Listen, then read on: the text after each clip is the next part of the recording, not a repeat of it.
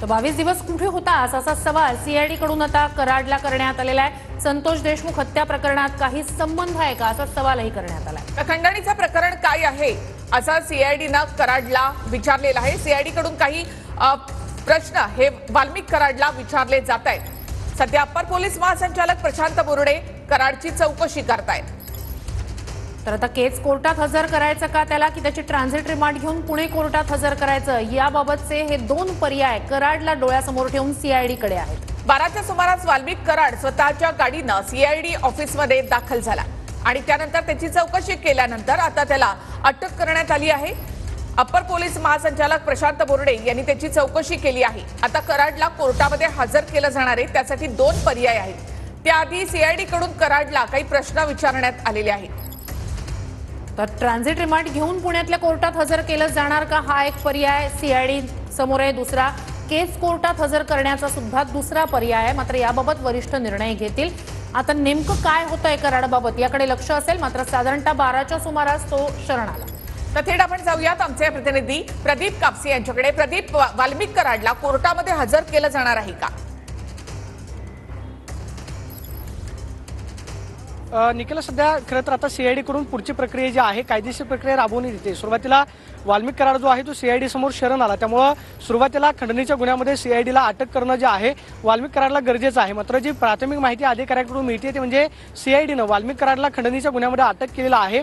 अटक केल्यानंतर पुढची प्रक्रिया म्हणून आता वाल्मिक कराडला कोर्टामध्ये हजर केलं जाणार आहे। मात्र कोर्टामध्ये हजर करताना 24 तासाची मुदत आहे। 24 तासाच्या आतमध्ये कोर्टामध्ये हजर करणं बंधनकारक आहे। त्यामुळे कदाचित सुरक्षेच्या कारणास्तव वाल्मिक कराडला जो आहे ते कदाचित उद्या सुद्धा केस न्यायालयामध्ये हजर केलं जाऊ शकतं। मात्र अधिकाऱ्यांकडून जी माहिती मिळते ती म्हणजे सीआयडीकडे दोन पर्याय आहेत। एक म्हणजे केसच्या न्यायालयामध्ये ट्रान्झिट रिमांड मागून पुण्यातल्या रेग्युलर कोर्टामध्ये हजर करणं किंवा थेट पुण्यातून सीआयडी ऑफिसमधून वाल्मिक कराडला घेऊन केस न्यायालयामध्ये हजर करणं, यावरती सध्या आता सीआयडीचे वरिष्ठ अधिकारी जे आहेत ते विचार करतात। सध्या सीआयडीकडे दोन पर्याय असल्याची माहिती मिळते। सुरक्षेच्या आणि तपासाच्या कारणास्तव जर कदाचित सीआयडीच्या वरिष्ठ अधिकाऱ्यांकडून वाल्मिक कराडची चौकशी करायची असेल तर कदाचित पुण्यातल्या रेग्युलर कोर्टामध्ये सुद्धा वाल्मिक कराडला हजर केलं जाऊ शकतं। त्या प्रक्रिया जी आहे ती करता येऊ शकते का या संदर्भातला निर्णय जो आहे तो सीआयडीच्या वरिष्ठ अधिकाऱ्यांकडून घेतला जातोय। सगळ्यात महत्त्वाचं म्हणजे गेल्या 1 तासांपासून वाल्मिक कराडची सध्या चौकशी जी आहे ती सीआयडीच्या वरिष्ठ अधिकाऱ्यांकडून केली जाते। ते म्हणजे वाल्मिक कराड गेल्या 22 दिवसांपासून नक्की कुणाच्या संपर्कामध्ये होता किंवा त्याचा या सगळ्या प्रकरणामध्ये संबंध आहे का याची चौकशी सध्या अधिकाऱ्यांकडून केली जाते। एक काही वेळापूर्वी एक सहकारी वाल्मिक कराडचा आलेला होता। जी माहिती मिळते चौकशी दरम्यान वाल्मिक कराडची काहीशी तब्येत जी आहे ती बिघडलेली होती, त्यामुळे गोळ्या आणि इंजेक्शन घेऊन त्याचा एक सहकारी जो आहे तो कार्यालयामध्ये आलेला होता। मात्र चौकशी करून त्यानंतर ती बॅग जी आहे ती सीआयडीच्या कर्मचाऱ्यांनी ताब्यामध्ये घेतली आणि सध्या औषध आणि इंजेक्शन जे आहेत ती सध्या खरं तर चेंबरमध्ये नेण्यात आलेली आहेत। सगळ्यात महत्त्वाचं म्हणजे सीआयडीकडे दोन पर्याय आहेत। त्यामुळे आता सीआयडीच्या वरिष्ठ अधिकाऱ्यांकडून नक्की कोर्टाच्या संदर्भामधला काय निर्णय घेतला जातोय पाहणं महत्त्वाचं असणार आहे। मात्र शरण आल्यानंतर सीआयडीच्या अधिकाऱ्यांकडून खंडणीच्या गुन्ह्यामध्ये वाल्मिक कराडला आता अटक करण्यात आलेली आहे आणि अटक केल्यानंतर पुढची प्रक्रिया जी आहे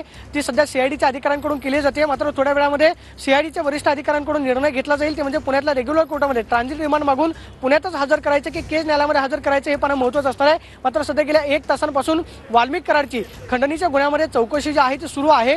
2 कोटीची खंडणी जी आहे ती पवन चक्की ऊर्जा कंपनीच्या खरं तर एका अधिकाऱ्यांकडे मागितली, त्या संदर्भातली फिर्याद जी आहे ती देण्यात आलेली होती आणि त्या संदर्भातलाच गुन्हा जो आहे तो दाखल करण्यात आलेला होता।